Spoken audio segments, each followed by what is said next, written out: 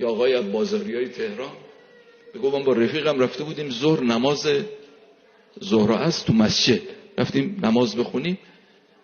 نماز که تموم شد میگم من نشسته بودم تسبیحات از زهرا سلام الله علیها و تعقیبات نماز رو میخوندم. این رفیق ما بلند شد گفت پاشو بریم.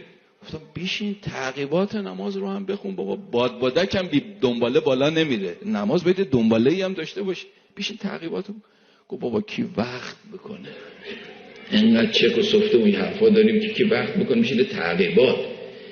این آقایی که عرض کردم ایشون میگفت من بهش گفتم ببین ما چون این کارا رو نمی کنیم وقت نداریم، ما چون نه اهل تعقیباتیم نه اهل قرآنیم نه اهل ذکریم، کارمون در هم بر همه به هیچ چیش هم نمیرسیم.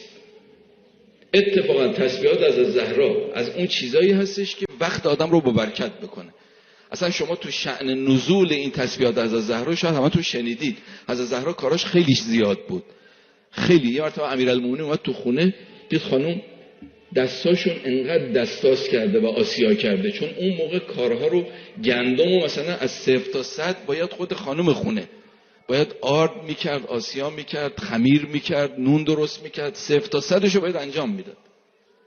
خیلی کاراش زیاد بود. بچه کوچیک هم داشت که حضرت زهرا.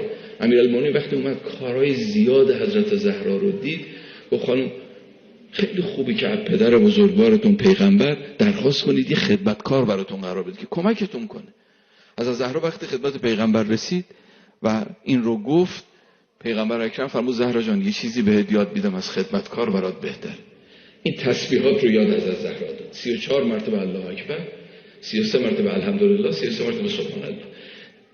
یکی از آثار تسبیحات حضرت زهرا، یکی از آثار تسبیحات حضرت زهرا اینی که مدیریت وقت میکنه. اون کسانی که سرشون خیلی شلوغه، کاراشون در هم بر همه، این مدیریتی تو وقتشون پیدا میشه، میتونن به کاراشون برسن. پیغمبر فرمود از خدمتکار برات بهتره، کاراتو به سامان میکنه، کارات رو به سامان میکنه. این آقا به اون رفیق بازاریش گفت ما چون این کارا رو نمیکنیم وقت نداریم، ما چون قرآن، چون ذکر، چون اینا تو زندگیمون کمه، وقتمون بی برکته، به کارامون نمیرسیم.